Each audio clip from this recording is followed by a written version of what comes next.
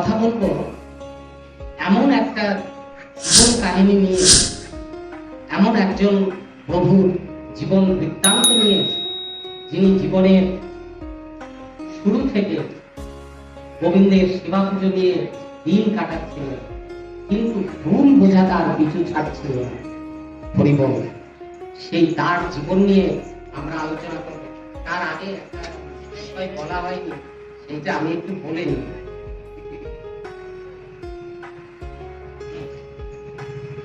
কার কথা আলোচনা করব?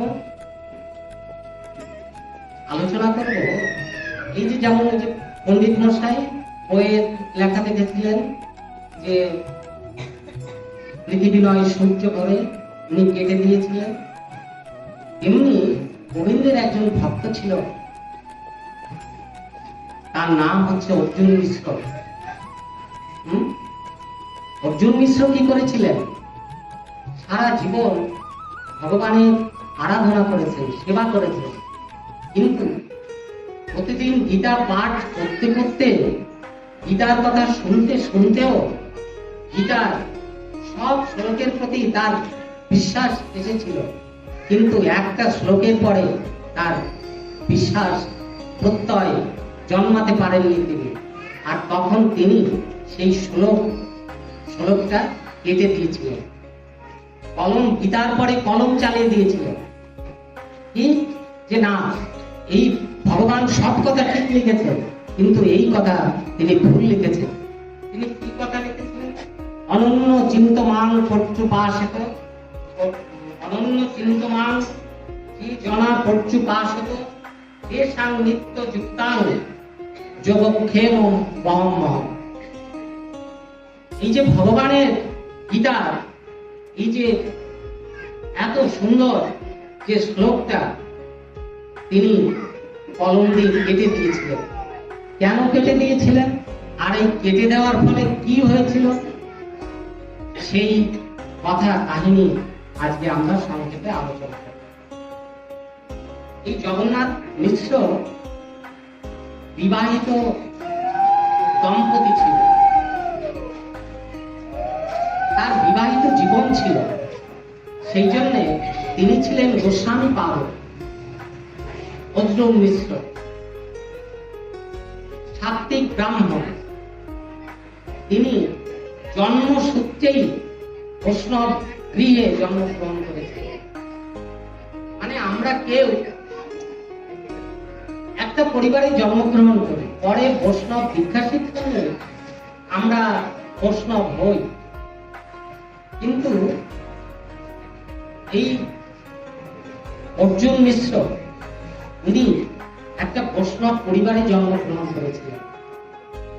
আর এই বৈষ্ণব পরিবারে জন্মগ্রহণ করার ফলে ভগবানের প্রসাদ পেয়ে পেয়ে তিনি মায়ের জঠরে বেড়ে উঠেছিলেন। মায়ের গর্ভ থেকে ভগবানের প্রসাদ পেয়ে পেয়ে তিনি মাতৃ জঠরে বেড়ে উঠেছিলেন।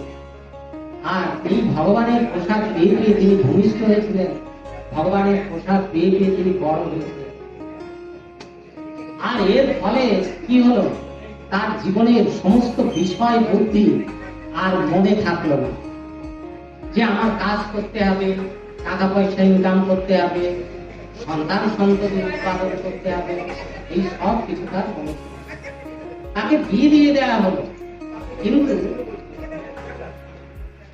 তার যে সন্তানের দরকার, ছেলে মেয়ের দরকার, ওই কথা তার কখনো মনে হলো। কিন্তু স্বামী স্ত্রী তারা সংসার করে যেতে থাকে। তাহলে যে কোনো কাজ করে না, যার কোনো জীবিকা নেই, তার সংসার চলবে কি করে?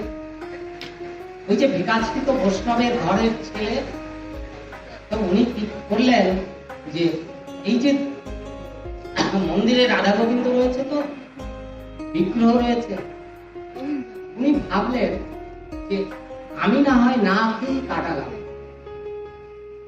আমার খাওয়া না খাওয়া এটা বড় কথা নয়, কিন্তু আমার মন্দিরে যে গোবিন্দ রয়েছে তাকে তো রোজ একটু অন্নভোগ দেওয়া দরকার।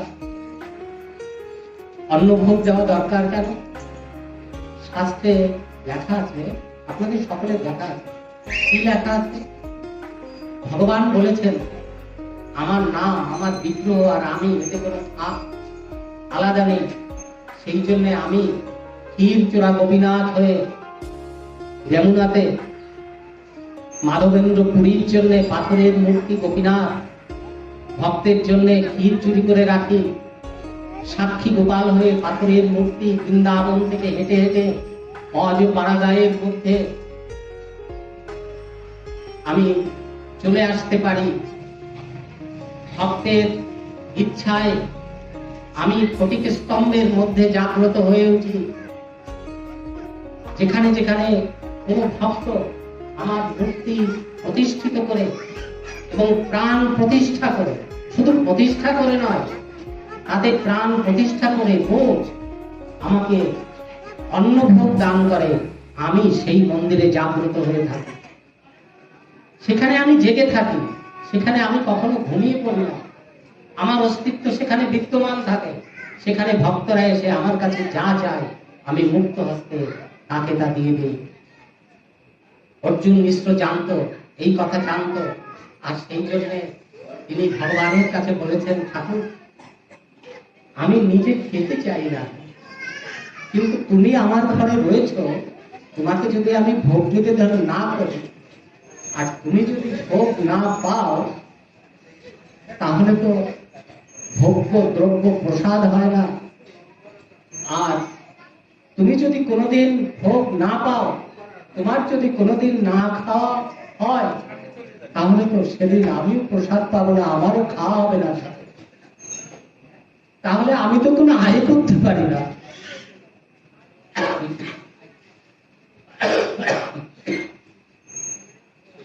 জগন্নাথ অর্জুন মিশ্র পণ্ডিত ছিলেন, শাস্ত্রজ্ঞ, সমস্ত শাস্ত্রে তার অধিকার ছিল।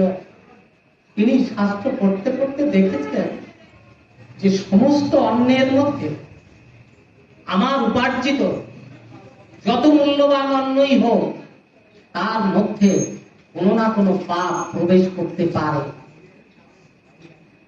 তার ফাঁক থাকে, পাপ ঢুকে যাওয়ার একটা ফাঁক থাকে, অবসর থাকে, তমগুণ ঢুকে পড়ার একটা ফাঁক ফোকর থেকে যায়। যেমন দ্রৌপদী রবিদাস মুচিকে সোনার থালায় রাজভোগ সাজিয়ে বৈষ্ণবের ভোগ লাগিয়েছিল, কিন্তু একটুখানি অহংকারের জন্য যে আমি কি সুন্দর রাখতে পারি তা তুমি জানতে পারলে না। তাহলে তুমি কেমন বৈষ্ণব? আমি এত এত ব্যঞ্জনাদি রান্না করেছি, কিন্তু কোন স্বাদ তুমি একটা একটা করে আলাদা করে নিতে পারলে না। তুমি একসঙ্গে মেঘে থেকে কি করলে তা তুমি জানো।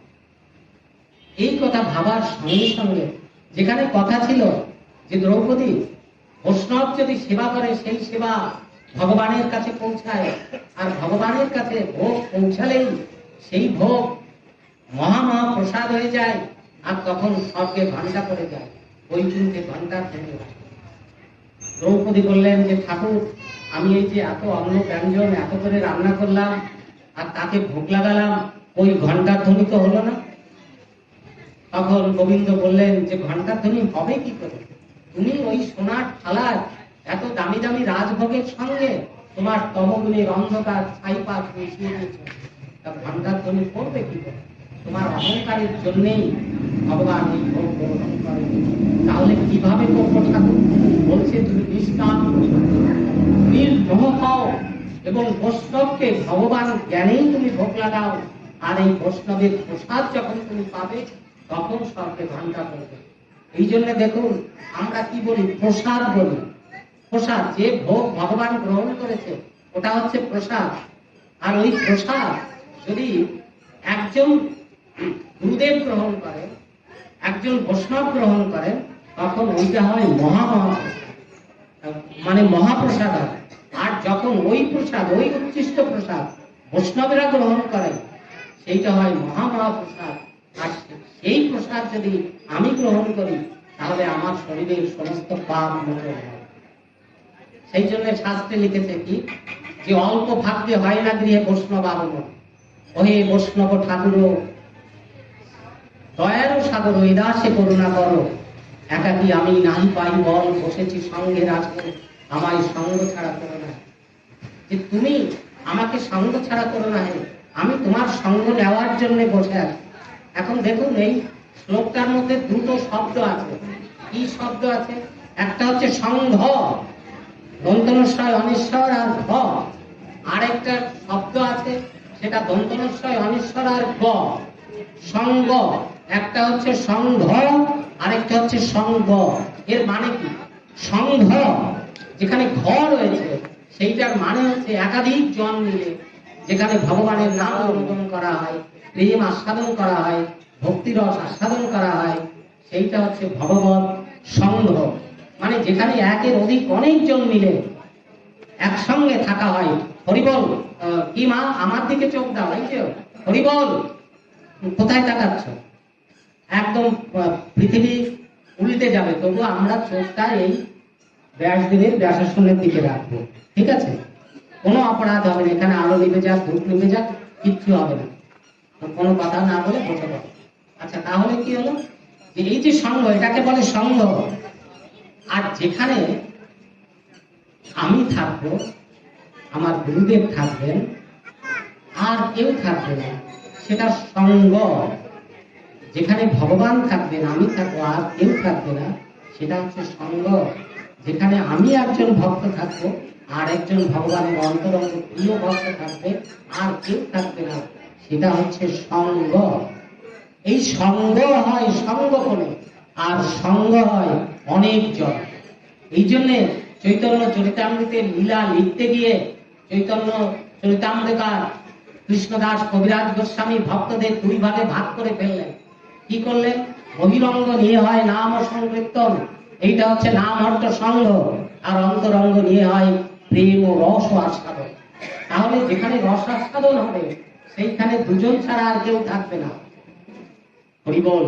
আর যেখানে অনেকজন মিলে প্রেম আস্বাদন হবে, সেখানে অনেকজন থাকবে। তাহলে কি? যে এই যে বৈষ্ণবের আমি সঙ্গ চাই, মানে অনেকজনের মধ্যে থেকে আমি বৈষ্ণবের কৃপা চাই, আবার বৈষ্ণবকে আমি একা করে, একান্ত একার করে পেতে চাই। সেই জন্য আমি বৈষ্ণবের সঙ্গও চাই, সঙ্গও চাই। না হলে তো আমার জীবন পূর্ণ হবে না। তো যাই হোক, আমরা বলছিলাম যে এই যে ভোজন দুষ্ট হয়, অহংকারে ভোজন দুষ্ট হয়। যেমন যাজ্ঞসিনীর হয়েছিল, দ্রৌপদীর হয়েছিল, ভোজন দুষ্ট হয়েছিল।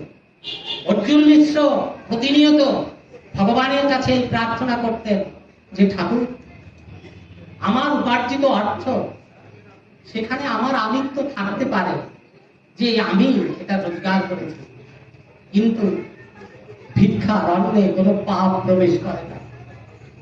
ভিক্ষারণ্যে যেটা ভগবানের নাম দিয়ে, ভগবানের নাম করে তার সেবার জন্য অঞ্জলি পেতে মাধুকরী করে নিয়ে আসা হয়।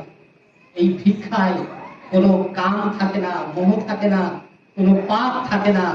আর এই জন্যে বৈষ্ণবেরা গানে গায়, ভিক্ষা ছাড়া নাই রে গতি, ভিক্ষা দিয়ে আমাকে দেশে পাঠিয়ে দাও।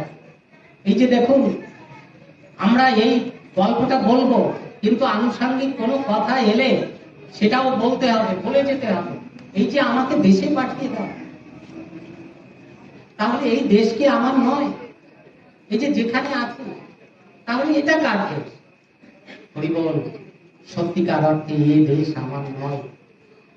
জগন্নাথ অর্জুন মিশ্রের এই কাহিনীর সঙ্গে আমার দেশ কোথায়, কি করে আমি সেখানে যাব, সেই কাহিনী উঠে আসবে। আপনারা শুনতে থাকুন। জয় হরিবল।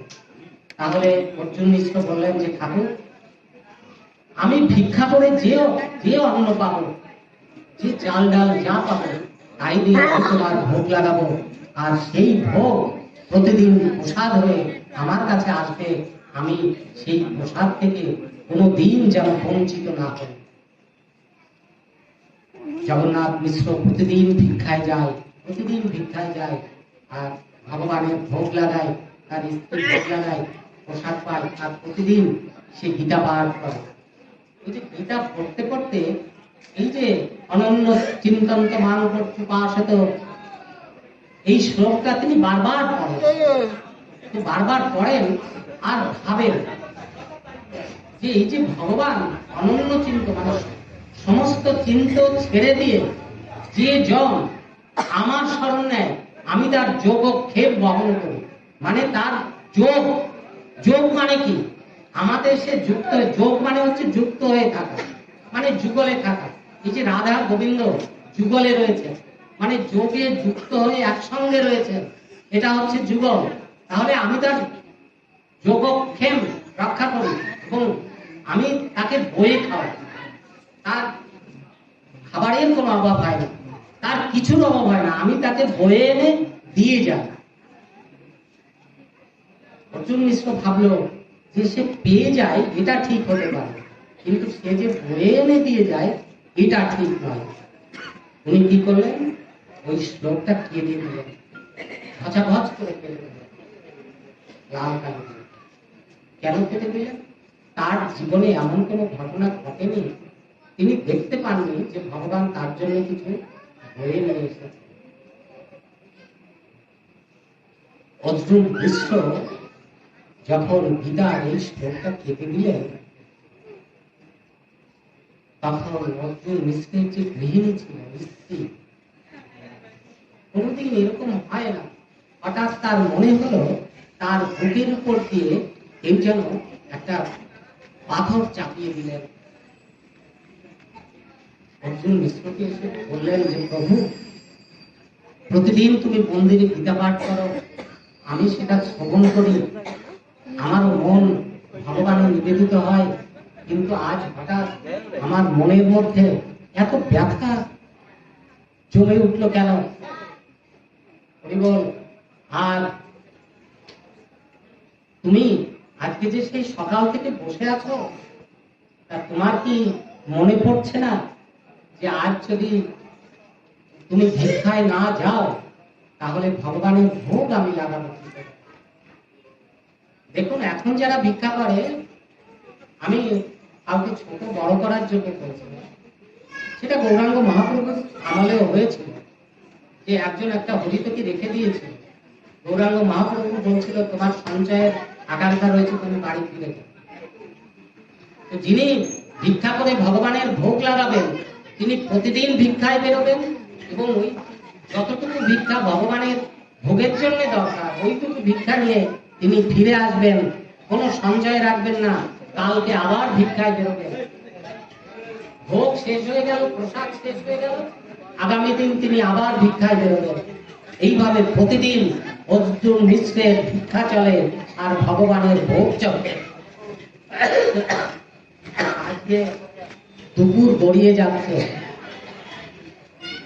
স্ত্রী বলছে যে তুমি যে এই যে মন্দিরে বসে আছো, গ্রন্থ পড়ছো, তা তুমি কখন ভিক্ষায় বেরোবে? আর কখন তুমি ভিক্ষা থেকে ফিরে আসবে? আর কখন আমি রান্না করব? আর কখন আমি ভগবানের ভোগ লাগাবো?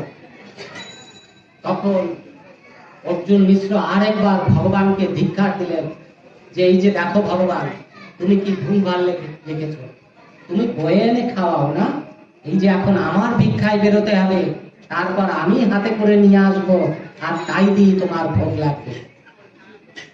উনি তড়িঘড়ি করে বেরোলেন, বেরিয়ে দূর গায়ে চলে গেলেন। আজকে কাছাকাছি কোনো গায়ে আর ভিক্ষা মিলছে না।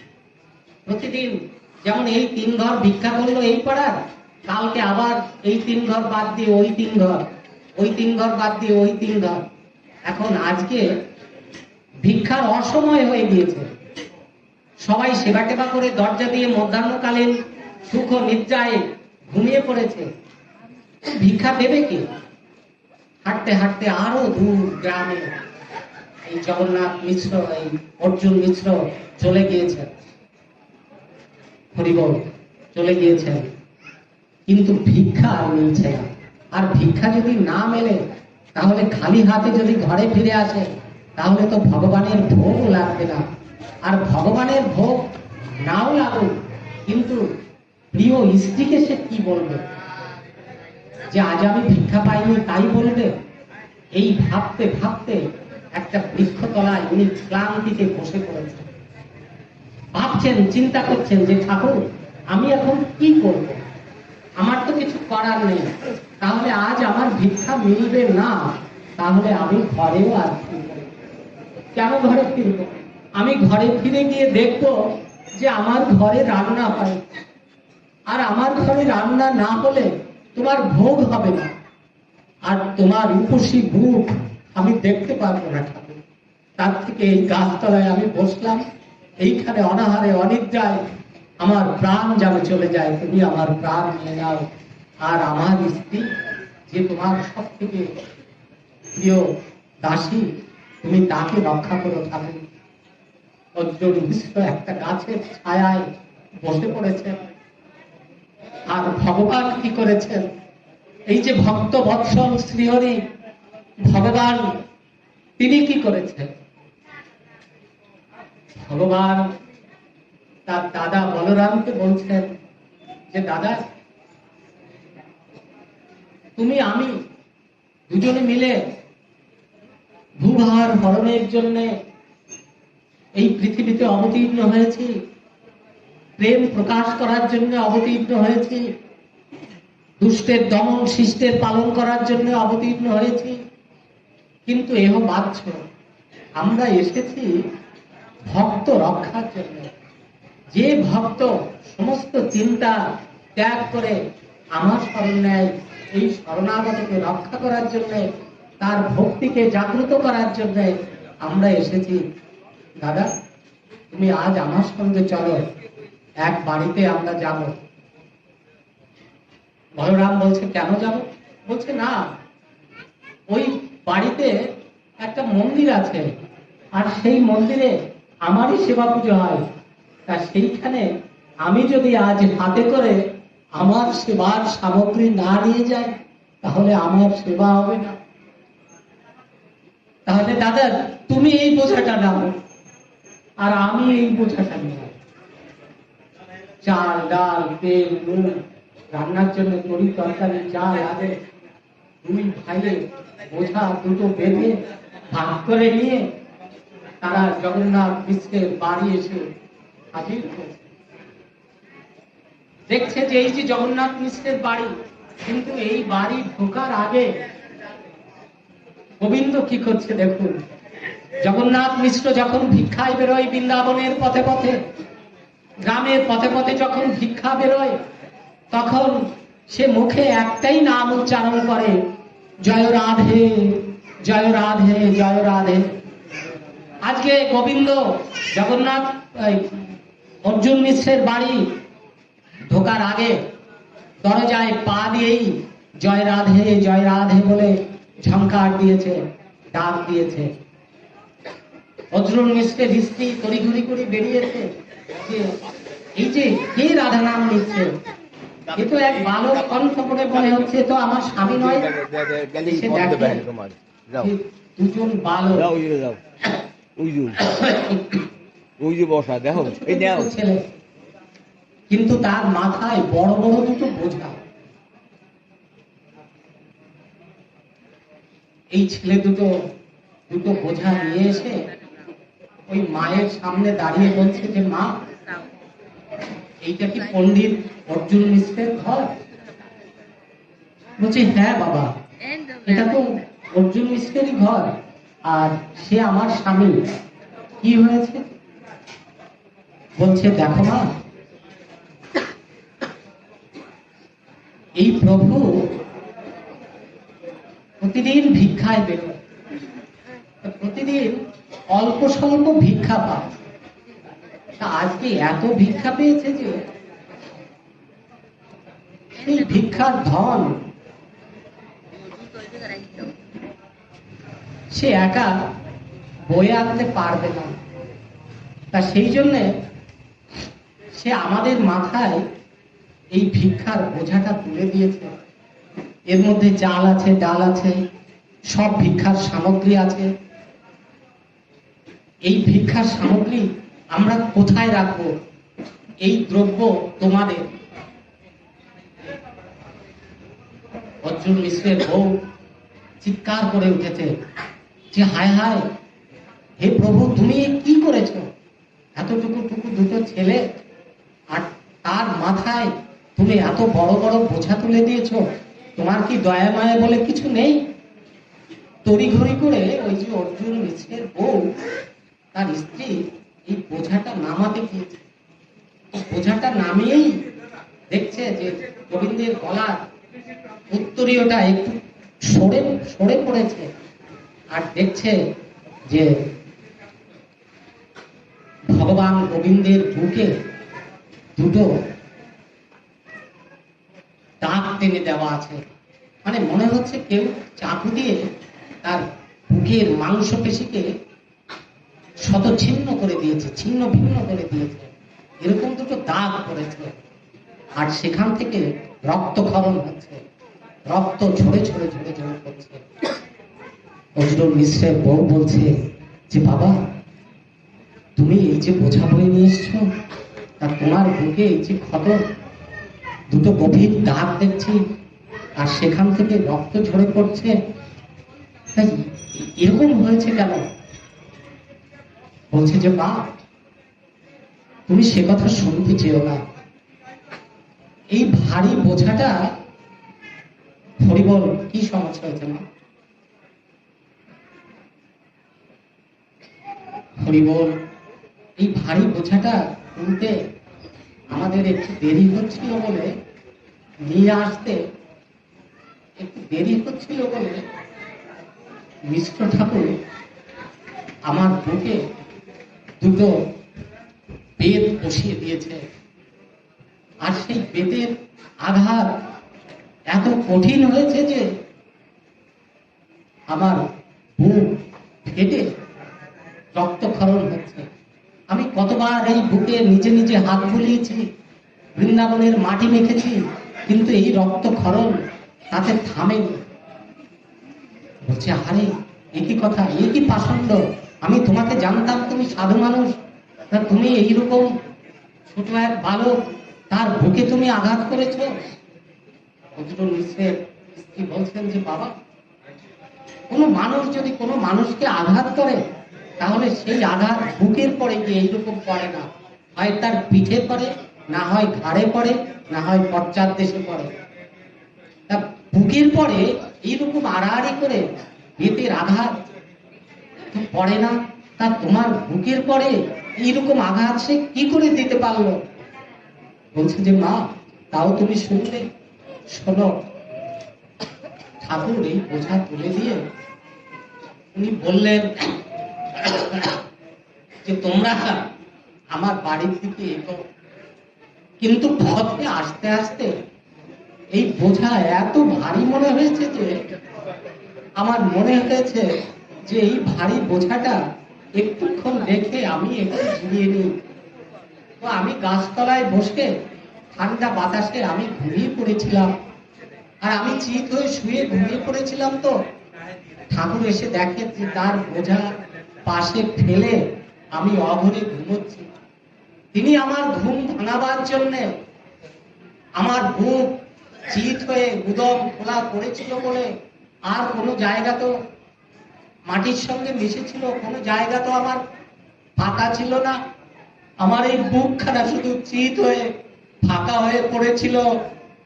আমার ঘুম ভাঙাবার জন্যে উনি দুইবার এইখানে কঠিন বেদের প্রহার করেছে, আর আমি ঘুম থেকে উঠেছি। তখন আমি বুঝতে পারিনি যে আমার রক্তক্ষরণ হচ্ছে। যখন আমি বোঝা নিয়ে আবার চলতে শুরু করেছি, তখন দেখছি আমার রক্তক্ষরণ হচ্ছে, কিন্তু এই রক্তক্ষরণ কিছুতেই নিবারিত হচ্ছে না। বলছে, আরে তুমি বুঝি এই বোঝা বওয়ার কাজ করো বাবা? বলছে, হ্যাঁ গো, আমি এই বোঝা বয় আমার কাজ। কতদিন ধরে যে আমি এই বোঝা বয়ে বেড়াচ্ছি তা আমি জানি না। বলছে, আহারে, তোমার কি মা বাবা নেই? তোমার যদি মা বাবা থাকে, তারা কত বড় পাষাণ হৃদয় যে তোমরা এতটুকু ছেলে, তোমাদের দিয়ে সে বোঝা বয় আর তা দিয়ে সে সংসার চালায়। বলছে, মা, জন্মেই দেখি আমার মাও নেই, আমার বাবাও নেই। আমার মা বাবা নেই, আমাদের জন্মেই দেখি আমরা একাই আছি। বলছি, ইস, তোমার মা বাবা নেই, তাহলে তোমরা থাকো কোথায়? বলছে, মা, আমাদের থাকার কোনো ঘর নেই। যে যখন আদর করে আমাদের ডাকে তার ঘরেই আমরা তখন থাকি। আমাদের কোনো ঘর নেই, আমার কোনো মা বাবা নেই। যদি কেউ যত্ন করে ছেলে বলে কখনো কোলে তুলে নিয়ে একদিন দুদিন কিছুদিন তার ঘরে আমাদের আশ্রয় দেয়, আমরা সেই ঘরে তার ছেলে হয়ে থাকি। কেউ যদি ভালোবেসে আমাদের ডাকে আশ্রয় দেয়, সেই ঘরে আমরা থাকি। আমাদের কোনো ঘর নেই, মা বাবা নেই। এই যখন বলছে, অর্জুন মিশ্রের স্ত্রীর মনে বাৎসল্য প্রেম জেগে উঠছে। উনি ভাবছেন যে আহারে, আমার যদি ছেলেপুলে হতো, যতদিন আমার বিয়ে হয়েছে ততদিন হয়তো এত বড় বড় দুটো ছেলে আমার হতো। এইবার উনি বলছেন যে, হ্যালো, দেখো, আমার কোনো ছেলে পেলে নেই। ভগবান ছেলে পেলে আমাদের দেবে কিনা তাও আমি জানি না, তবে তোমাদের দেখে আমার খুব মায়া হচ্ছে। আর মনে হচ্ছে যতদিন আমার বিয়ে হয়েছে এতদিন যদি আমার কোনো ছেলে মেয়ে হতো তাহলে তোমার মতো এতটুকুই সে হতো। তা আমি যদি তোমাকে রেখে দিই, তা তুমি আমার ঘরে থাকবে তো বাবা? বলছে, মা, তুমি যদি তোমার ছেলে করে আমাকে রাখো তাহলে আমার তো চলে যাওয়ার সাধ্য নেই। এই যখন বলেছে তখন মা দুটো হাত বাড়িয়ে দিয়েছে যে, ওরে আয়, তোরা আমাকে বুকে আয়। এই যখন বলেছে, কৃষ্ণ বলরাম অর্জুন মিশ্রের স্ত্রীর দুই হাতে দুজন বাধা পড়ে বুকের সঙ্গে জড়িয়ে পড়েছে।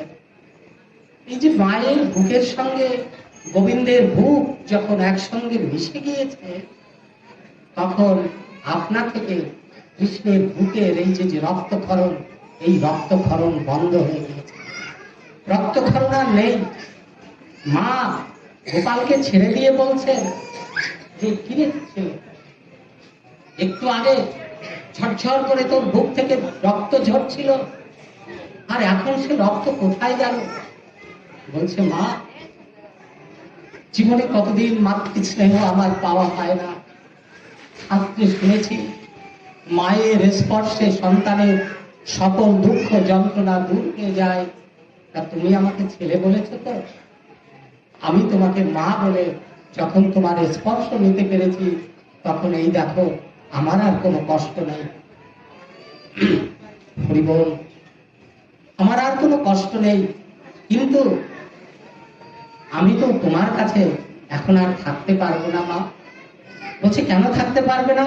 বলছে, না, ওই যে বোঝা বওয়ার কাজ, কতজন কত বোঝা নিয়ে বসে আছে, আর আমি এই যমুনার ঘাটে খেয়া থেকে যে বোঝা নামে ওই বোঝাগুলো বয়ে বয়ে তার বাড়ি পৌঁছে দিয়ে আসি, আর খেয়া করে বোঝা বয়ে নিয়ে ওপারে পার করে দিয়ে আসি, আর ওপারের বোঝা খেয়া করে বেয়ে নিয়ে এপারে নিয়ে আসি। মার মন হঠাৎ আতঙ্কে আটকে উঠেছে। খেয়াঘাট, খেয়াঘাট, জীবনে প্রতিদিন প্রতিক্ষণে শুনি এই খেয়াঘাট। জীবনের একদিন এমন আসবে যে সেদিন এক খেয়াঘাট পার হতে হবে। বলছে, হ্যাঁ গো ছেলে, তোকে দেখে আজ এমন মনে হচ্ছে কেন? আজ অনেক অলৌকিক ঘটনা আমার বাড়িতে ঘটে যাচ্ছে, আমার হৃদয় এত আন্দোলিত হচ্ছে, আর তোকে ছোঁয়ার পর থেকে আমার এরকম মনে হচ্ছে তুই তো খেয়াবাস। তা আমার হঠাৎ এই কথা শুনে আমার মনে হলো যে আমি জীবনের শেষ খেয়া তো আমার একদিন পাড়ি দিতে হবে।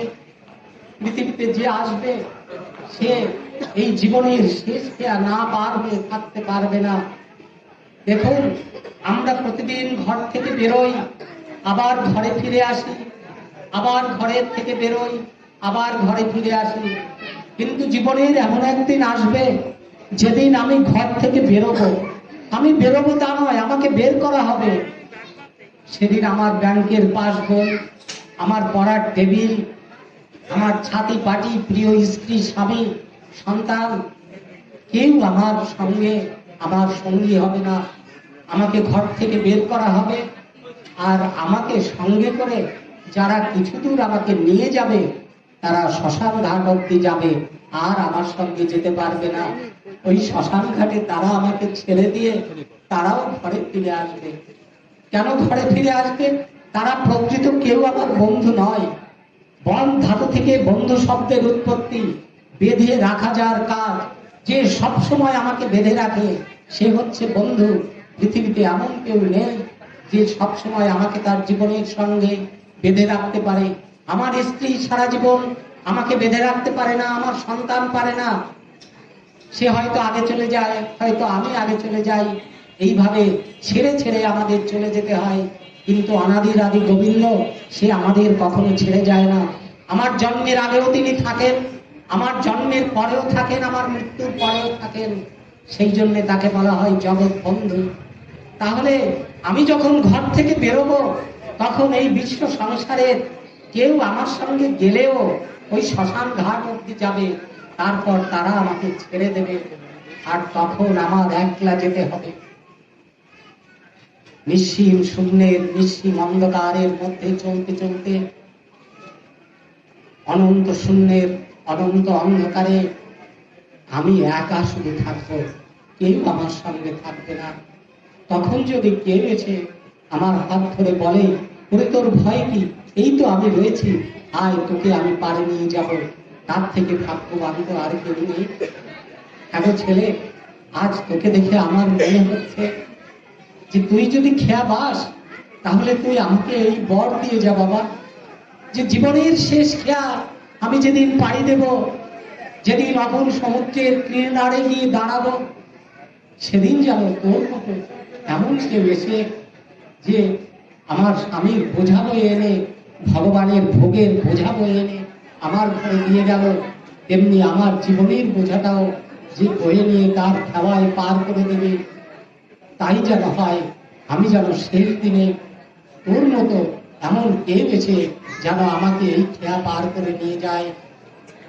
ভগবান রূপী এই বালক বললেন, তাই হবে মা, তাই হবে। এই তাই হবে মা, তাই হবে, এই যখন বললেন আনন্দে মা আরেকবার কৃষ্ণ বলরামকে তার বুকের সঙ্গে জড়িয়ে ধরলেন। কিন্তু চোখ বুঝে বুকের সঙ্গে জড়িয়ে ধরে যখন চোখ খুললেন তখন দেখলেন যে কেউ সেখানে নেই।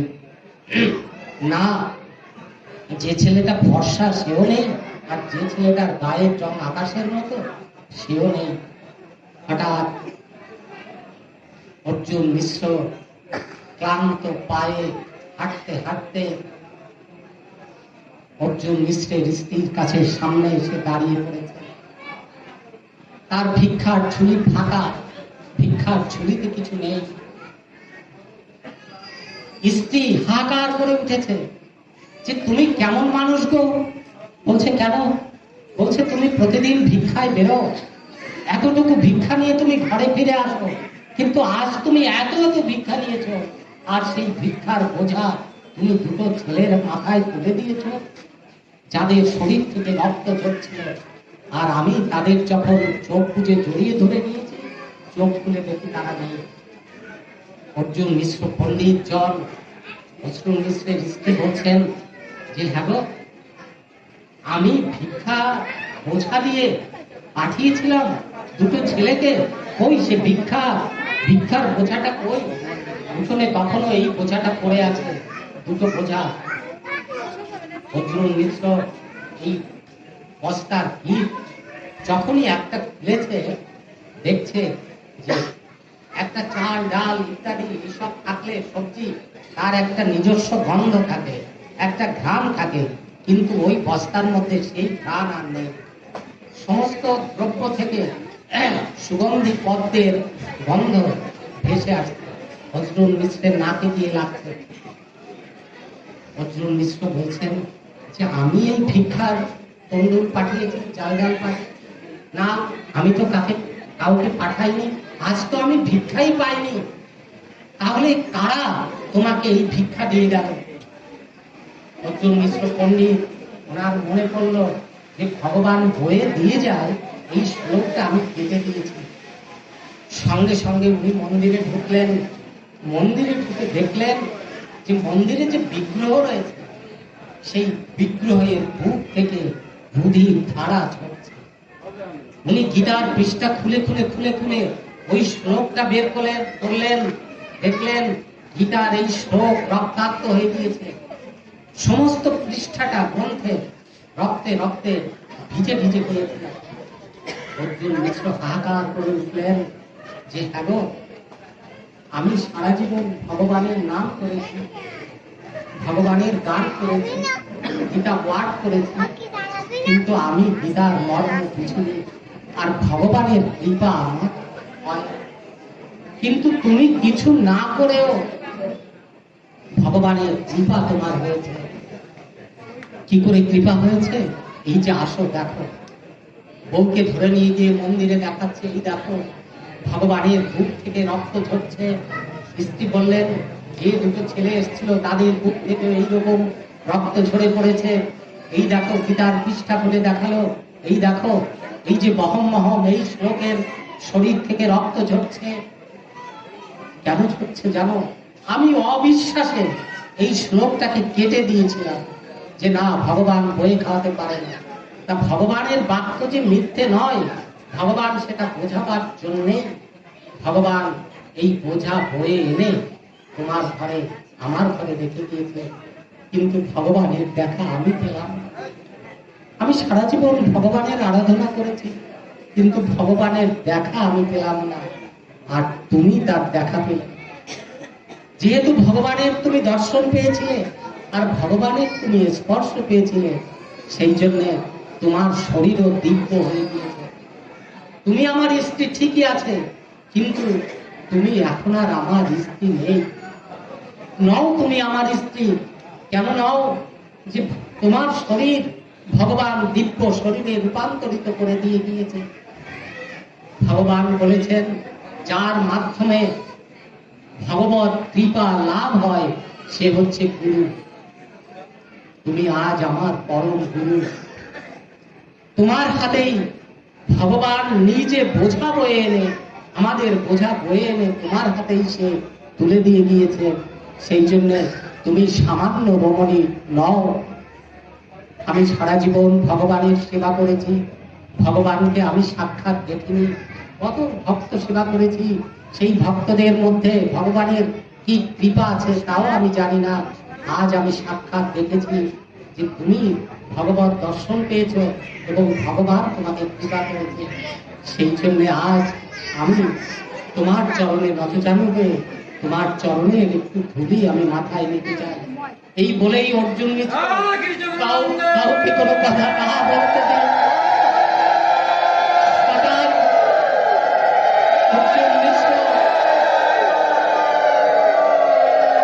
স্ত্রীর পায়ে লুটিয়ে পড়েছেন, বলছে তুমি আমার মুক্তি বাড়িধি। গোবিন্দ যেমন রাধা রানীর চরণে লুটিয়ে পড়েছিলেন, সেই রাধা এবং গোবিন্দের কৃপা তোমার শরীরের সঙ্গে আছে। আজ আমার গোবিন্দ ভজা সার্থক হয়েছে। আজ আমি বুঝতে পেরেছি গোবিন্দের একটা কথাও মিথ্যে নয়। গোবিন্দ যা বলেছেন তিনি তাই করেন। আজ আমি বুঝতে পেরেছি যে তিনি ভক্তের বোঝা কিভাবে বয়ে নেন। ভগবান আমার পাপের বোঝা বয়ে নেন, ভগবান আমার পুণ্যের বোঝা বয়ে নেন, ভগবান আমার লোভের বোঝা, কামের বোঝা, আমার সমস্ত জীবনের সমস্ত অস্তিত্বের বোঝা তিনি যত্নে বয়ে বয়ে নিয়ে ওই যে জীবনের শেষ ঘেয়া ঘাটে জড়ো করে রাখেন।